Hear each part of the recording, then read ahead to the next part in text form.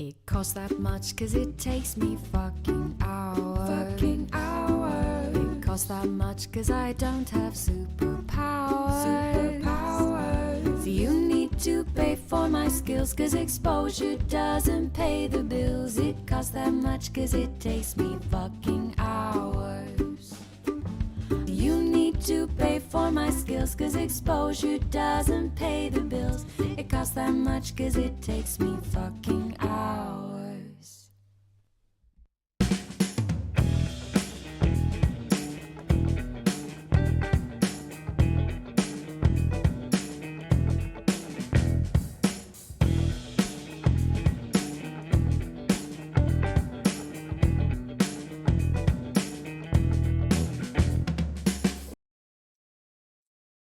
Make sure your chair backs and your tray tables are in the upright position because we're about to crash land at Denver International Airport. Tonight, I'm Mundus. Well, if there's a good thing.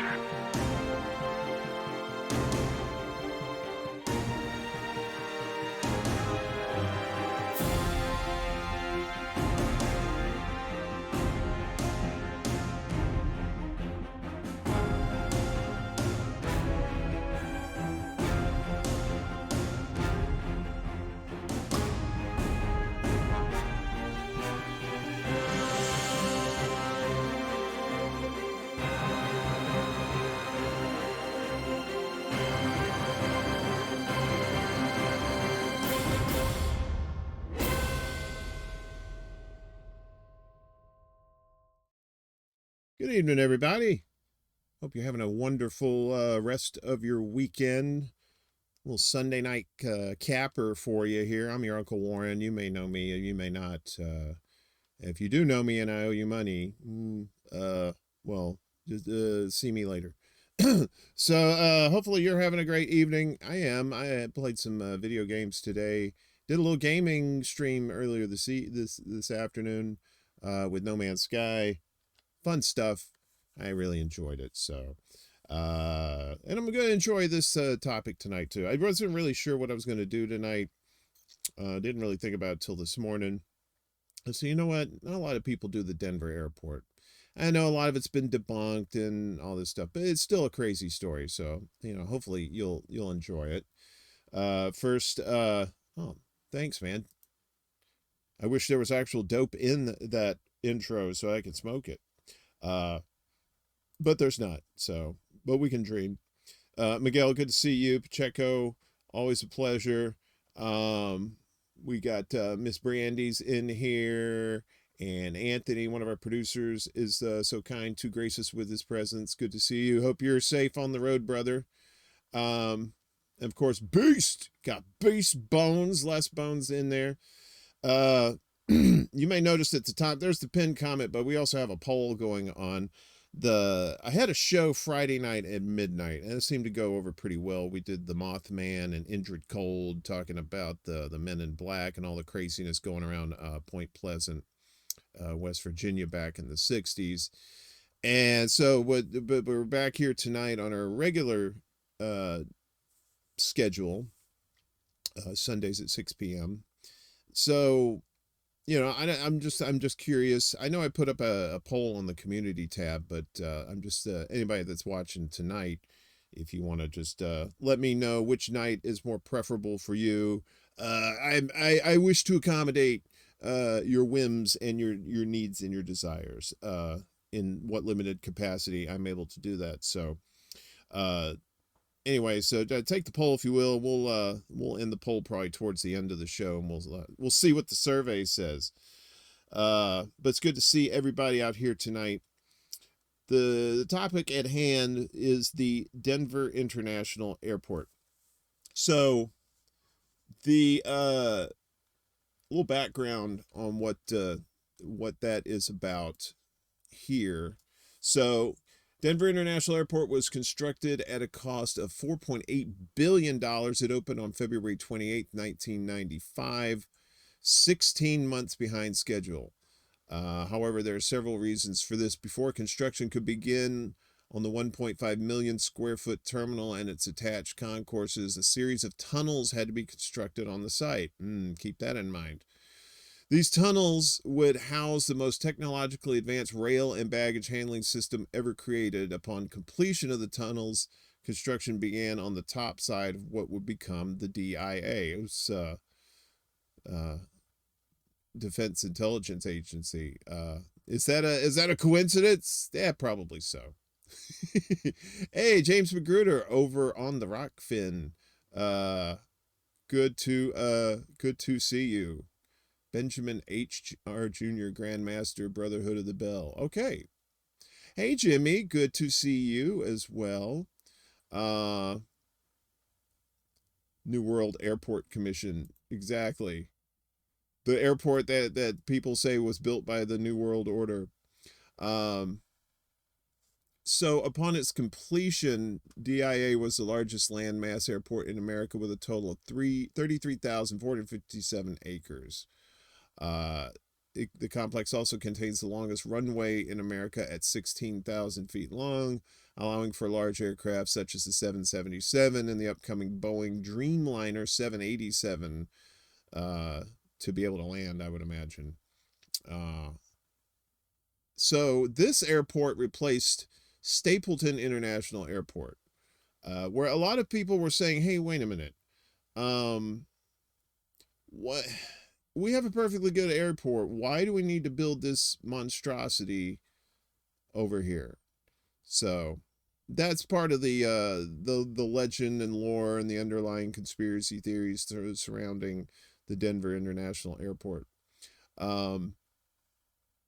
So from its opening in 95, conspiracy theorists, or as I like to call them, Nostradamuses, have not been able to leave the subject of the Denver International Airport alone. They believe that the complex is the headquarters and hub of the New World Order.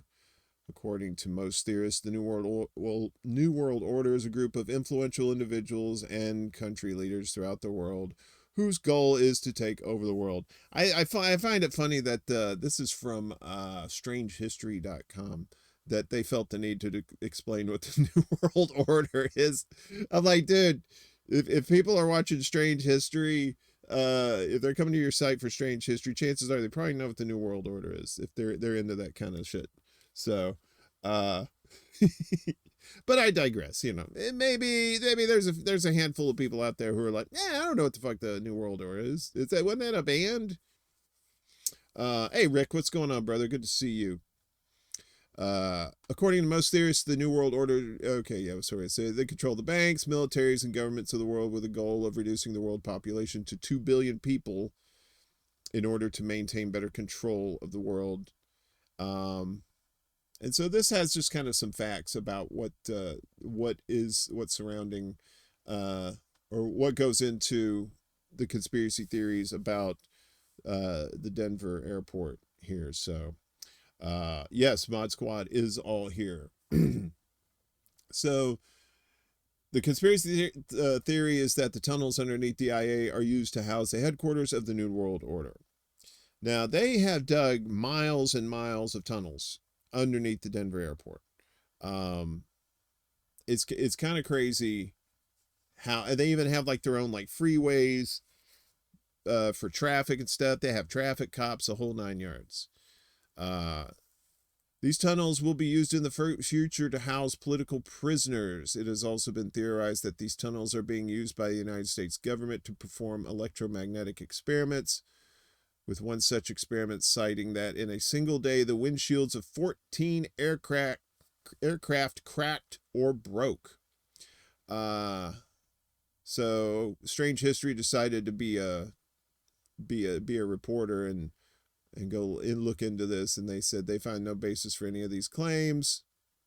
It's widely known that the tunnels underneath the IA house the transit system for the airport as well as the baggage transit system for the airport. That was officially shut down in 2003 as it was plagued with mechanical problems. So yeah, they had this baggage, it was supposed to be the most advanced baggage handling system in the world. Turns out it was just crap.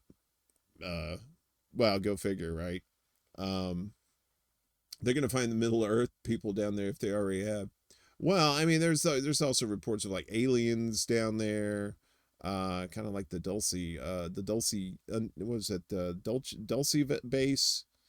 Oh, where was that? I can't remember where that was. We'll have to do a thing on that too, where there was basically the military was fighting aliens underground. Crazy story. So we're just kind of like we're playing it both sides here. You know, we get to delve into a little bit of the fantasy part and, you know, see what the so-called facts are according to these folks.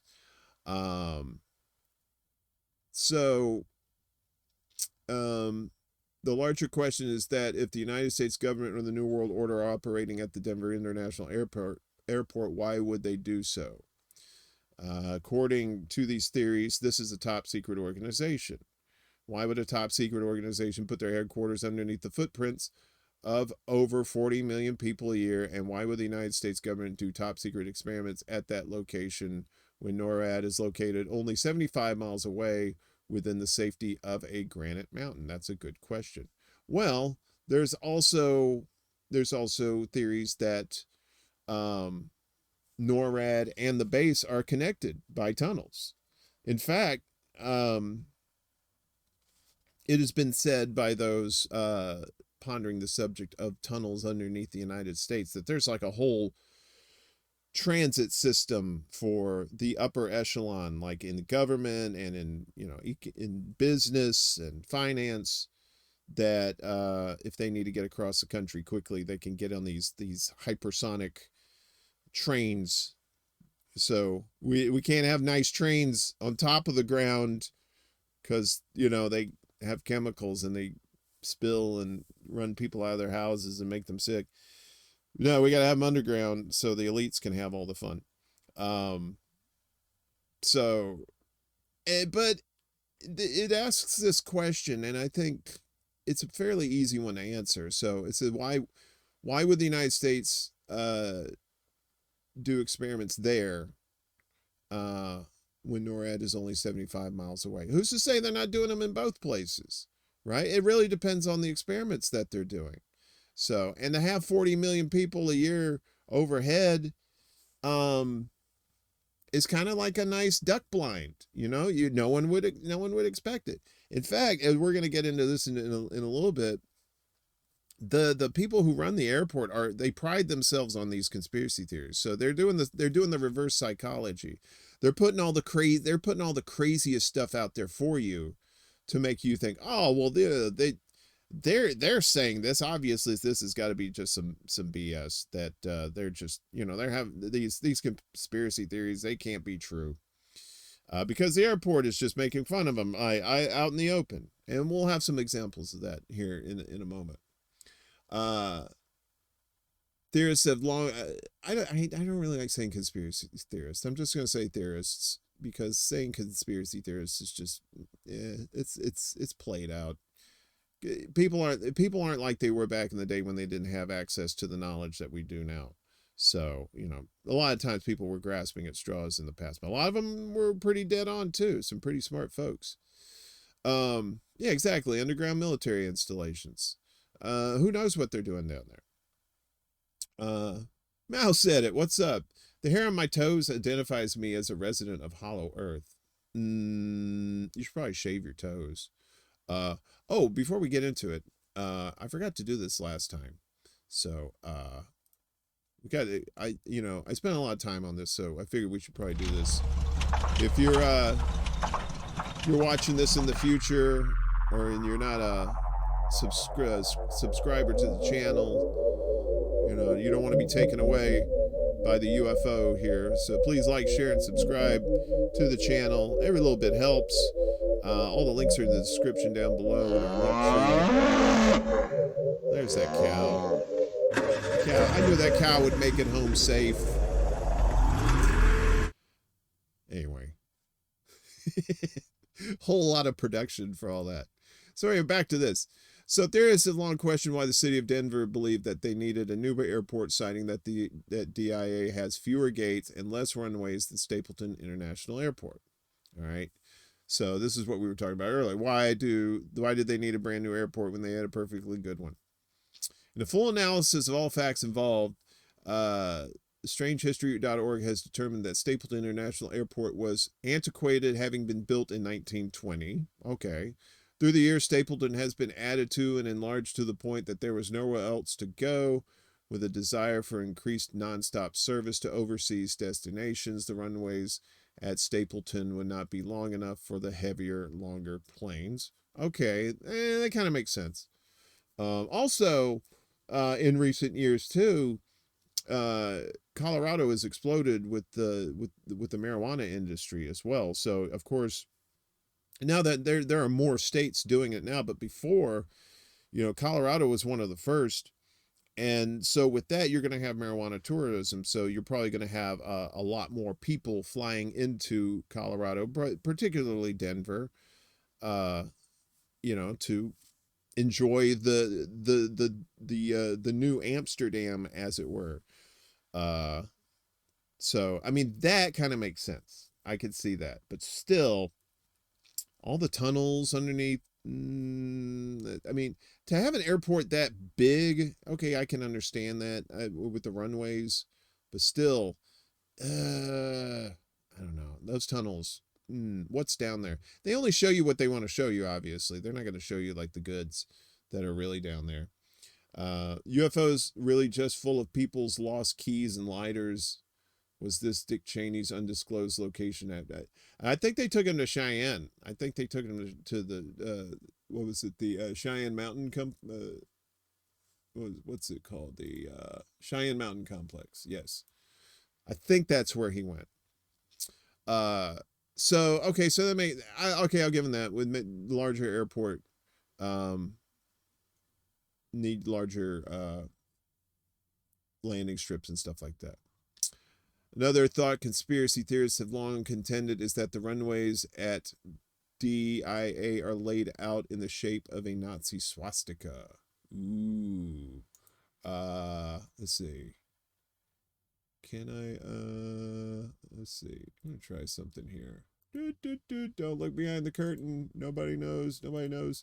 Okay, so this is the pattern of the runways at Denver International Airport.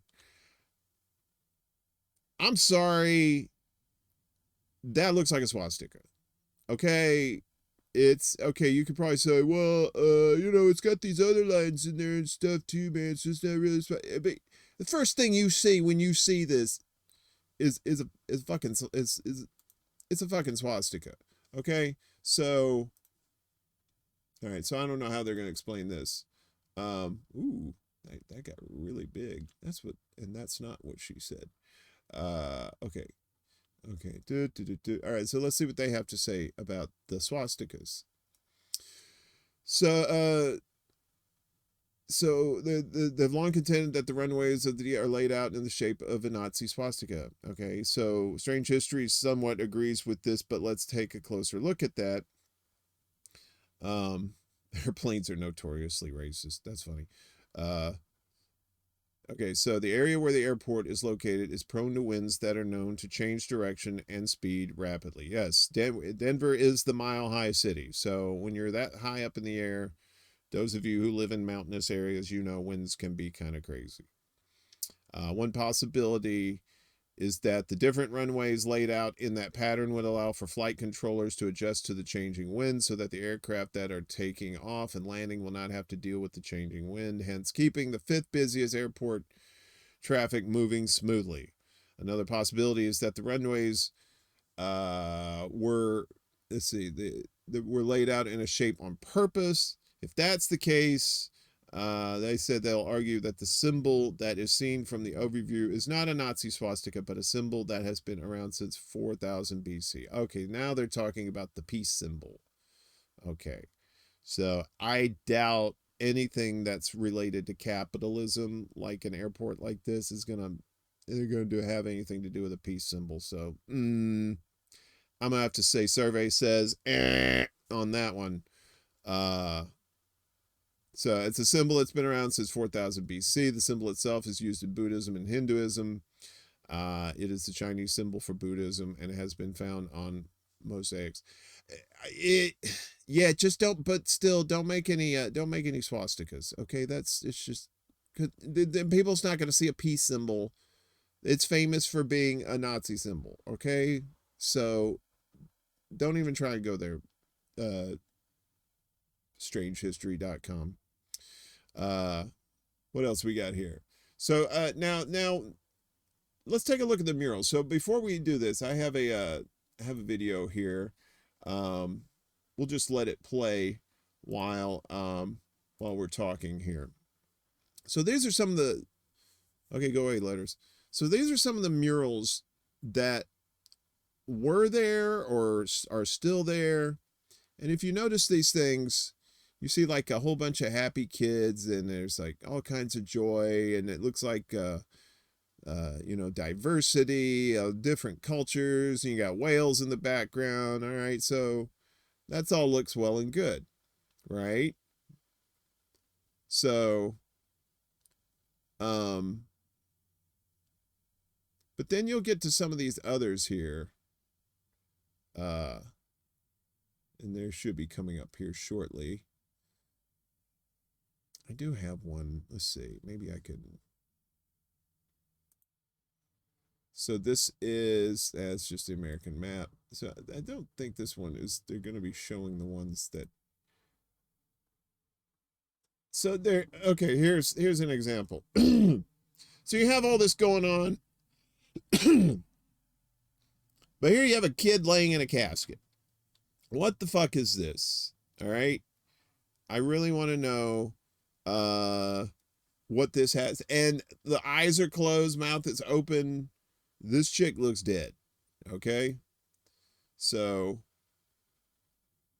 to have like such a peaceful mural and stuff like this, and then you have something like a dead child in a casket, it really doesn't make much sense if it's supposed to be some sort of peaceful mural, right? And so you have all this going on in the foreground, but if you can look back here, let's see, right here in the back, trees, everything is on fire. It looks like a very apocalyptic scene in the background, right? So you have all this and you have like right here, this person on the bottom here to the left wearing the red hat, looks like they're crying.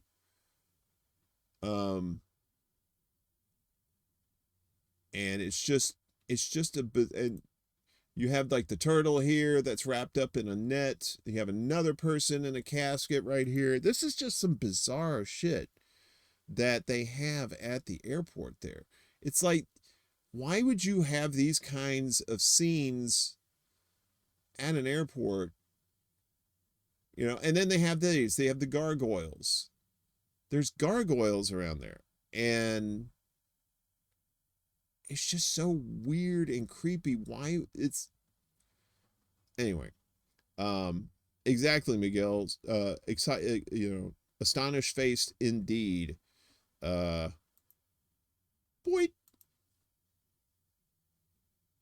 I encourage you to look at these murals yourself. Like this is not really a good representation because it's kind of moving around. You don't get to see much, but it's just, you're talking about peace, but then you have dead bodies in here. And this one too. So you have the guy in the gas mask, right? With the gun and the saber.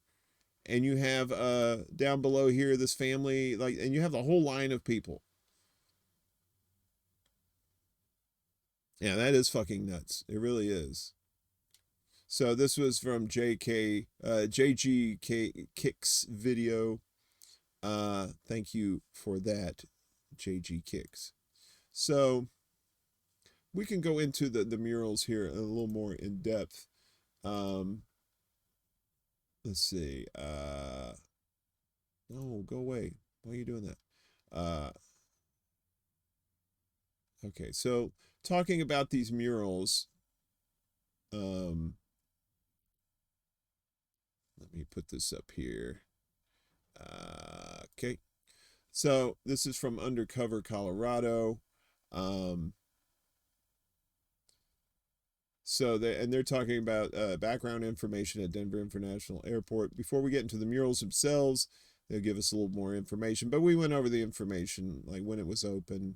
But there may be a little bit more in here. So when it was built, Denver already had that well-functioning Stapleton International Airport. But so we went over that. Beyond the airport being unneeded, which in itself lays the groundwork for some of these theories, is the fact that the airport was also completed 2 years behind schedule, weirdly due to many contractors being fired during construction. You have to remember too, whenever, hey Kate, what's going on? Slaying the dove of peace. Ooh, that's deep. So,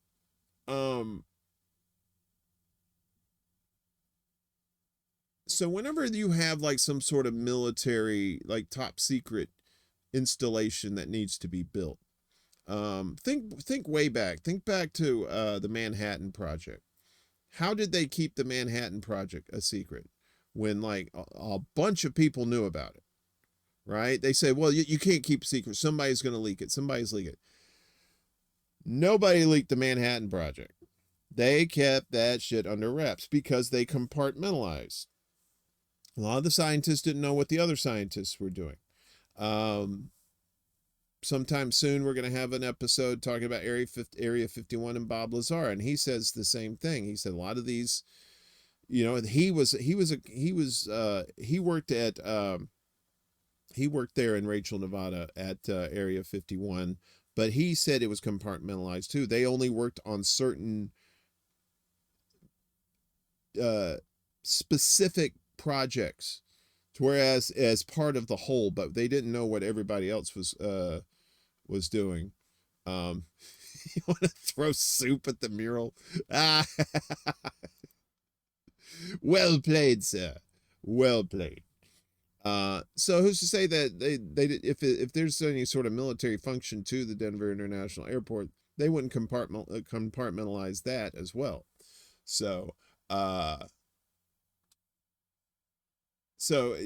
it being having many contractors being fired during construction, that could have been by design. Maybe they wanted them to work an X amount of the project, and then they cut them loose to make it, and probably have some excuse saying like, oh, we're over budget or something like that, and we got to let you go kind of thing, instead of like, you got to go because you know too much.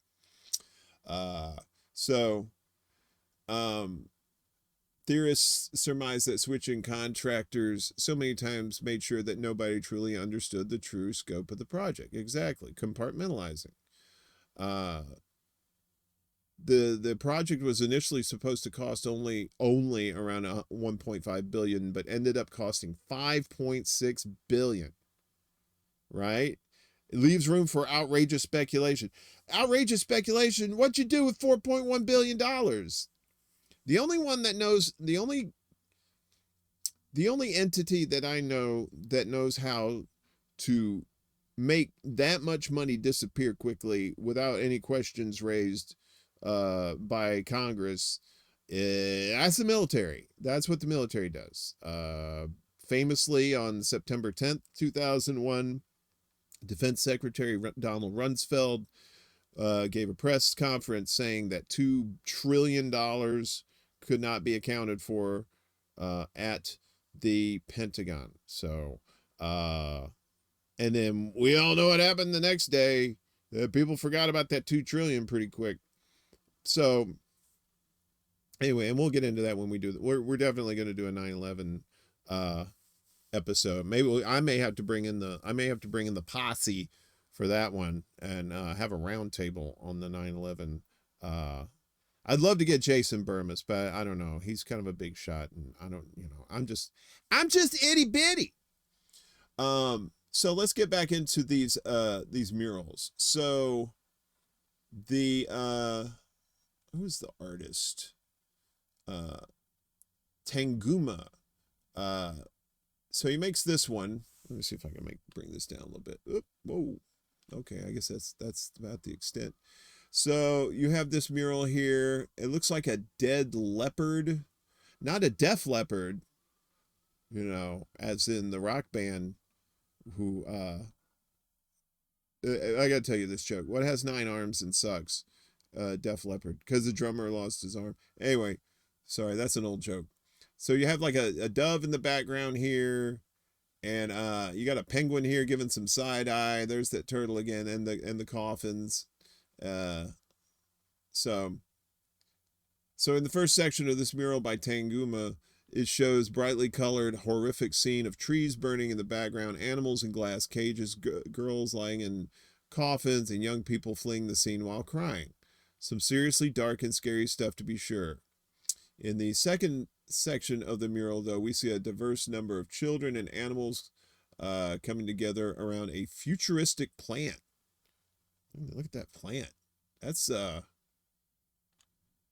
looks like some weed, y'all. I ain't gonna lie. That's That kids be like, that weed looks good. I want that rainbow weed. Can I have that rainbow weed, please? Thank you. Right, but let's check that out. It's all nice and peace and harmony and stuff like that. And you got animals in the background. So the initial known theme of environmental destruction versus environmental healing is easy to see, but many people believe there's more than meets the eye to this famous work. For instance, in the first section of the mural, the bird that is in the middle is a quetzal bird, referring to Quetzalcoatl,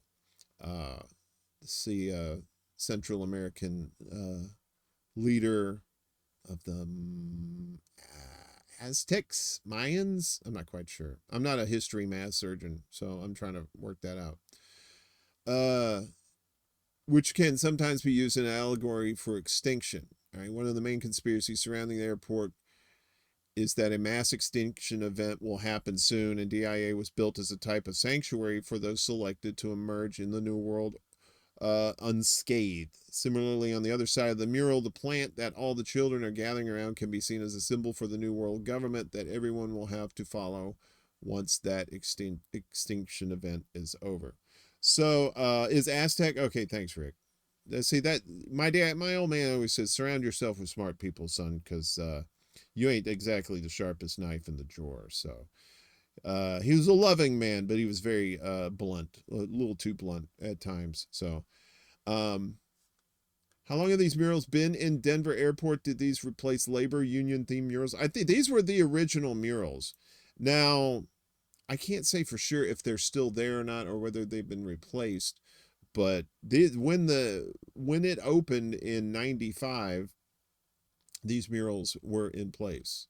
So the extinction event is pictured clearly in the earlier mural. So this is the go away. Children of the World Dream of Peace. So this is one we were talking about with this person with the gas mask on and looks like some sort of military figure with the bayoneted automatic weapon, like I said, the saber, and then you have these like a child here. Like these children, this child looks like with the teddy bear looks like they're asleep, but then you got the one in the back that's kind of huddled over, and then you have this long line of people with woe. Yeah, that's the one with the slayed dove. Yeah, so you have the dove here. So you have the symbolism with the blade, where the tip of the blade is, it looks like it's penetrated the bird. In essence, saying peace has been killed. Go away. What are you doing? So in the first section of this mural, a gas mask soldier wreaks havoc with a gun and a sword.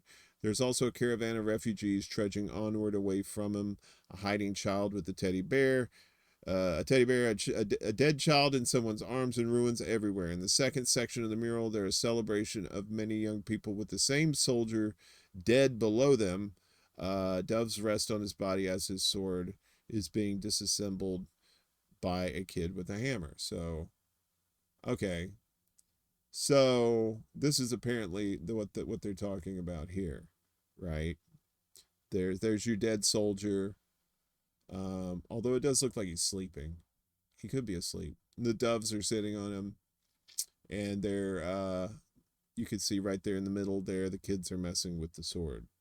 Fred, Edward, good to see you. Fred was in the chat earlier today during the gaming. Good to see you, Fred. Hope you're having a lovely Sunday. Hope everybody's having a lovely Sunday.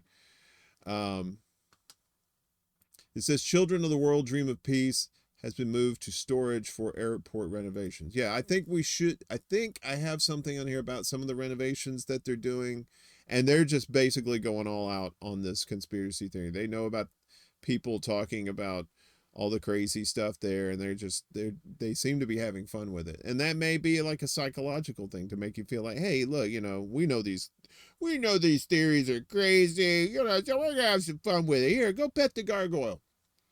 That sort of thing. So the war versus peace themes on this mural are quite clear, yet there are some alternately curious ideas as to what the mural truly symbolizes.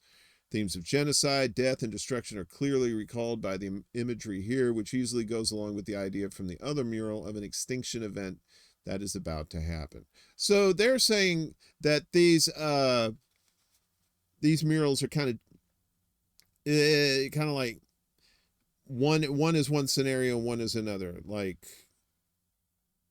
it just seems to me like there's two paths. There's like one where there's nothing but dystopia, death and destruction, wreaking havoc on the planet. The other is hope and peace and everyone coming together with love and changing the world for the better, that sort of thing. One way these two murals work is by telling a story, yet if we told these same stories again but in reverse order, there would be staggeringly different messages. In peace and harmony with nature, we would see a picture of our society which was already one with nature, and now only recently are we truly breaking away from being environmentally friendly. Well, not really. Recently, if you mean when the Industrial Revolution kicked off. When it comes to children of the world dream of peace being reversed, we are shown that a great evil was previously driven out of society and society is currently working together. However, the second section of the mural shows that evil has come back to society and might destroy it. Yeah, I heard about your cockatoo, Fred. I'm very, very sorry for your loss there. People who don't have pets, they don't understand that animals tend to become part of the family, especially if you've had them long enough. I had a couple of cats back in the day, and I had to give them up when I was moving. There was no place I could have for them, so I had to give them away. I don't know what happened to them, but it was one of the most gut-wrenching things that ever happened to me. And the cats were still alive. I mean, they went to a nice place. They were having fun, so that made it better. But still, it's kind of like losing a child, when your pet dies, like, especially the longer you have them, the more you love them and the more you're going to miss them when they're gone. So, so my condolences to you, Fred. So, I mean, I hope the animal's going to be okay.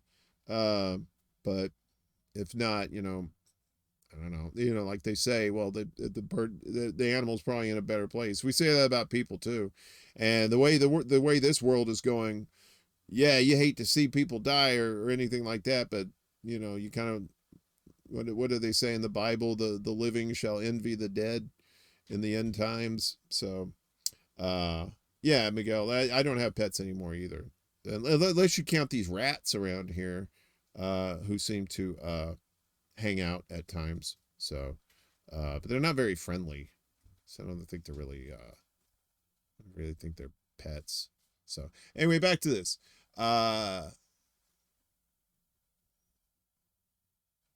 So they have these murals here and they paint these very dystopian, pictures of the future. And it's pretty wild. So let me set this up here. What else do we got here? Oh, yes. So, and also on the premises, they have this horse This giant horse. I think it's like 30 something feet tall. Where is it at here? Okay. So, yeah, let me pull this up here real quick. All right. So there's this giant horse. I think they have a picture up here at the top, of this horse right here. This giant blue horse with red eyes. Could be a stoner horse. If he's got red eyes, probably doesn't have any Visine. So let me get back down here to where they were talking about this. And we'll talk about the gargoyles too here in a second. So no roundup of DIA legends would be complete without a mention of the most controversial and storied piece of art, the 32-foot tall sculpture of a blue horse rearing up on its hind legs above Pena Boulevard is officially titled Mustang, but most Denverites know him by his demonic-sounding name, Lucifer. What's going on, gamer? Good to see you, brother.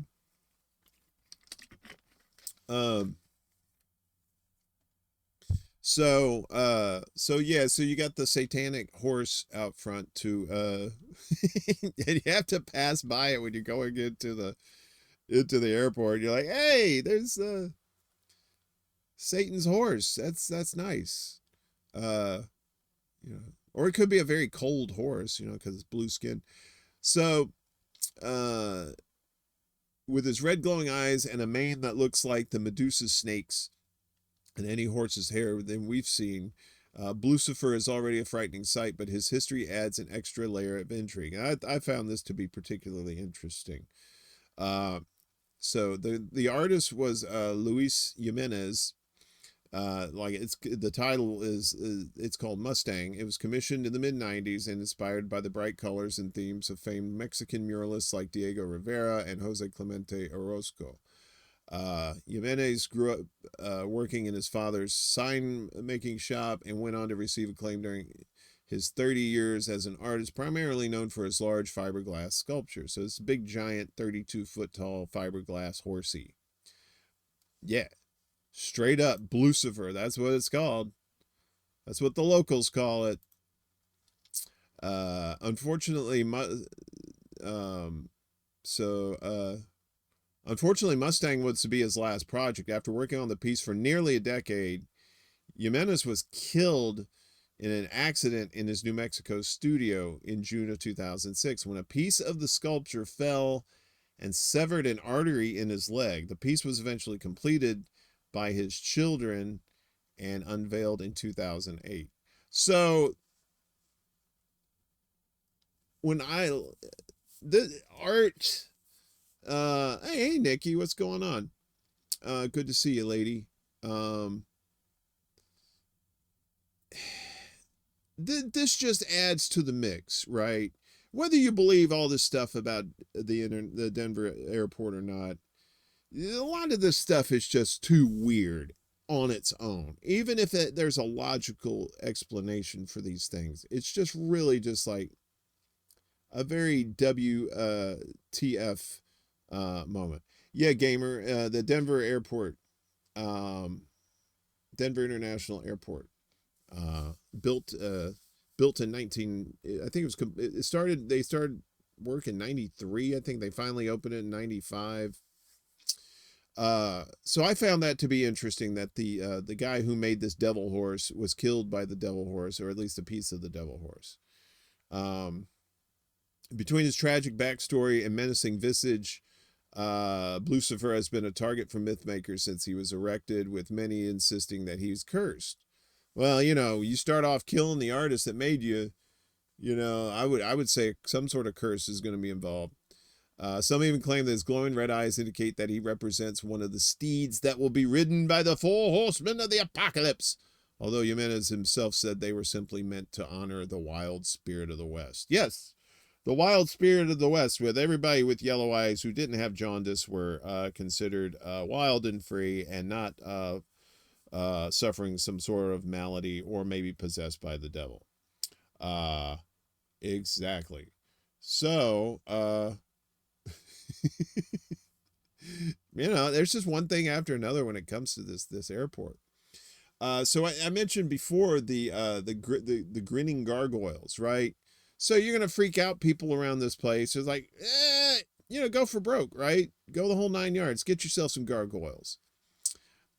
These colorful murals, and it might be easy to miss the two small gargoyles set atop columns in the east and west baggage claim area. Historically, gargoyles were added to buildings to protect the people inside from evil spirits, and Denver's pair, collectively titled Notre Denver, is no different. Grinning down on arriving passengers, they are there to help ensure the safe arrival of luggage. So they're gargoyle luggage. Yes, Nikki is on Twitch. So we're streaming on Twitch. We're streaming on YouTube. We're also streaming on Rockfin tonight. So we have some of our Rockfin peeps in the mix too. So always good to see everybody,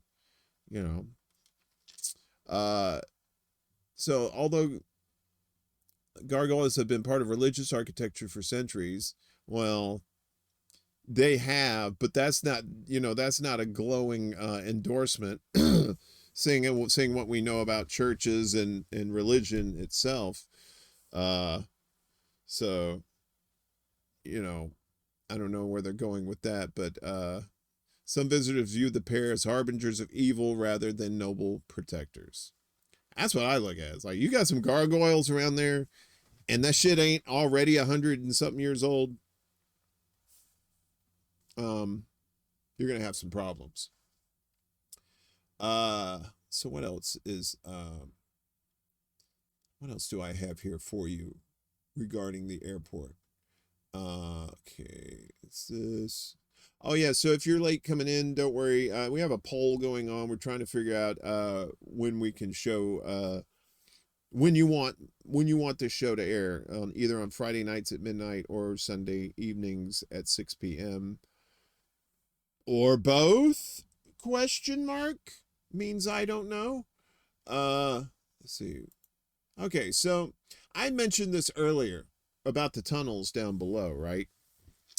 Massive tunnel complex beneath this airport. We're talking about 33,000 acres, square acres of airport with these giant ass runways, and they have so you have all these tunnels underneath that they claim is for transporting baggage and that sort of thing. But are these tunnels connected to other places around the country? So one of the places I was looking into was the Cheyenne Mountain Complex. So let's bring that up here. So the Cheyenne Mountain Complex, it's a secure, closed to the public underground facility located at the Cheyenne Mountain Air Force Station near the city of Colorado Springs.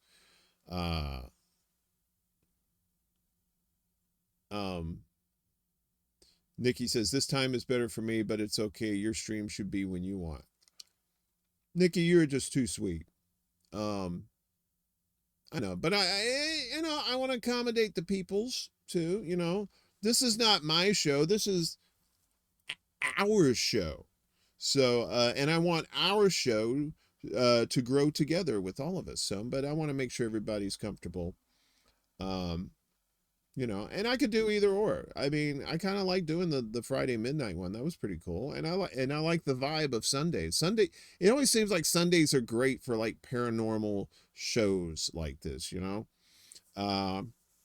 Jimmy says, I voted for Friday. They wanted to change my vote, but it was too late. I chose the worst of two evils, typical. Look at Brandy trying to do a bloodless coup. Hey, you know what, Brandy? Okay, here's the deal. This is what we're gonna do. Okay. She says, Jimmy, we can add Nikki to our girls' night on Mundus and help Uncle Warren get more subs. That'd be great. So I'm going to take over your spot on Around the World with D. We're gonna call it D and Uncle Warren. All right, it's gonna be like one of those reality shows where they swap spouses. We swap hosts, and we do other people's shows. That would be an interesting concept. I wonder how many content creators would go for that, who do live shows on the regular, right? You see me doing Nikki's show, she's watching all these like crazy like like Russian videos and stuff like that, and I'm sitting there, and I got the nice hat on. I'd have to get a blue hat like she has. Um, we about to overwhelm him. Poor Warren will have a heart attack. I am. I'm a little bit weak in the heart. So, but hey, you can make the show better. Go for it.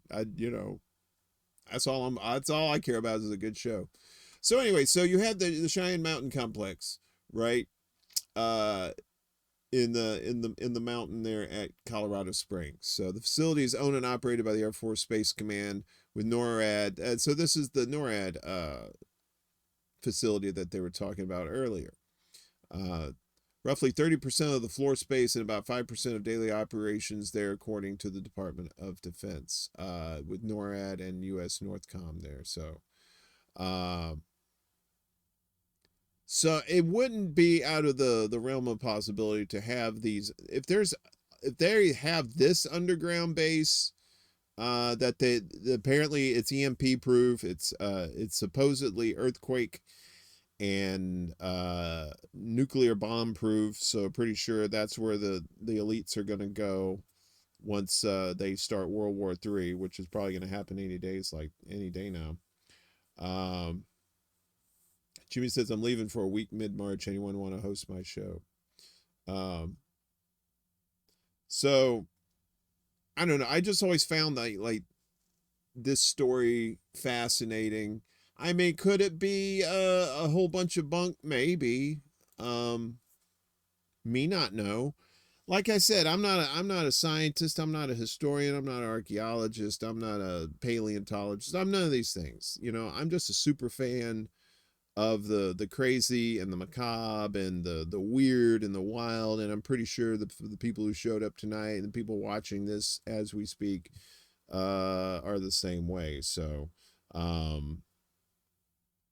I really do think that there's something weird going on in Denver at the Denver airport. The murals are creepy. The gargoyles are creepy. I mean, it just and then you have the Masonic the Freemason plaque there. Of course, it was built by Freemasons, so that just shoots that up to 11 on the craziness there. So but apparently there's new exhibits there. They may have taken down some of the murals and put up more outrageous type stuff, because they have stuff around there like under construction, but then they'll have a picture of an alien on there and yeah, all that kind of stuff. So but Russia is so damn pretty and the guys are hot. That's true. I am part Russian, although I'm not really in a hurry that much. Anyway, so this may be another one we revisit in the future. Maybe if it pertains to something else, we could talk about like underground bases in general around the country, around the world. They have these hidden missile silos that they're prepping for the elite, that they made it just like comfy condos underground with like swimming pools and gyms and personal chefs and stuff like that. So you don't have that kind of stuff underground for nothing if you don't think some shit's gonna go down. So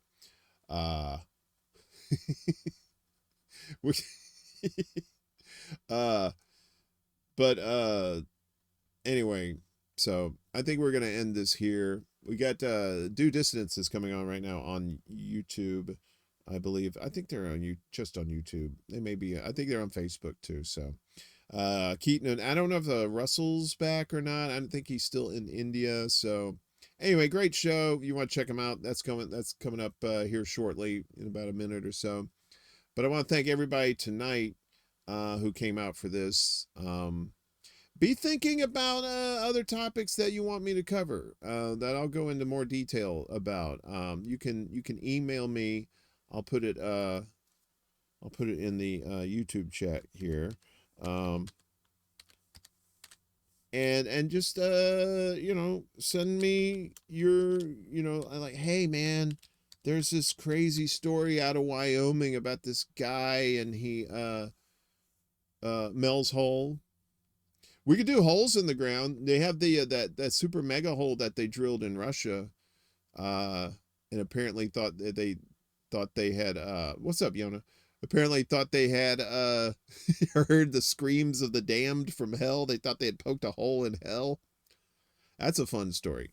So we'll talk. We can do that at some point too. But yeah, just the best thing to do is just email me at mundusultra@gmail.com, and I'll take a look at it. We'll look into it, and because there's so many bizarre and crazy stories out there. We don't know anything about this world. We don't know anything about our oceans. That's another one too, and Jimmy's gonna hate that one. She'll talking about what lies beneath in the deep dark crevices of the ocean. Like crazy, like what's in the Bermuda Triangle, what's in the Marianas Trench, that sort of thing. So, James Magruder on Rockfin says their most important mission is tracking Santa around Crimbo. That may be true. Is George Bush's mom Aleister Crowley's daughter? That's a good one. Yes, that is a good one. Do yourself a favor. Just look at two pictures. Look at Aleister Crowley and look at Barbara Bush. That also has a NASA twist to it, that story. So we definitely need to look into that one. The lizard people. I know people are always down about they always want to get down with the lizard people. That's always the best. The lizard people. Maybe pull some David Icke in here or something like that and talk about that stuff. Sinkholes. Those are good. Sinkholes in Russia are terrifying. It's a weird phenomenon. Some are explainable, some are like, I don't know how that quite happened. But anyway, yes. So, and one last check here. I'm going to check the poll here. We're going to go ahead and end it with 14 votes. So far it's close. It said 57% to 43% say they want this on Sunday nights at 6 p.m. So, but we may do some bonus shows at midnight on Friday night too. I don't like to cut into Yona's time because he does a show on late Friday night too, and I like to make sure that I don't like to overlap with other people, even though I'm overlapping with Due Distance right now. But that's all right. Those guys got enough people watching. They're fine. Don't worry about that. So, yeah, David Icke is awesome. I just can't look at his hands. Don't look at his hands. I like Ike. Not the president. But anyway, I just want to say I'm rambling at this point. My hat wants to get out of here. So thank you everybody for showing up tonight and for Friday night too. Like I said, I got I got ghosts in my blood. And I think they're trying to get out. So tomorrow I may do another gaming stream, continuing the No Man's Sky series. That's on the ExtraBulla channel. Also on the ExtraBulla channel tomorrow night, 8 p.m. Eastern. Activists and LaRoucheite, I guess you could say. Jose Vega is going to be on the show. We're going to talk about how he got into activism, what spurred him on. He's a crazy New Yorker like I am, so I'm sure he's got some fun stories. So please tune in for that. And like I said, to help the show, go to Linktree /ExtraBulla. All the donation links are in there, all their contact, all their platforms, all that stuff. Like, share, and subscribe. The more we grow, the better we can do things, and the more fun stuff, the more entertainment that we can bring you. So at a low price. But I thank everybody for coming out. Definitely, yes. Shout out to Jose. I can't wait for that interview. It's going to be fun. It's going to be a good conversation. So take care of yourselves. Keep an open mind, because you never know what lies in the world beyond. So take care of yourselves. We'll see you here possibly Friday night again, but more than likely it's going to be next Sunday again. So Peace out, y'all. Have a good night. Stay weird.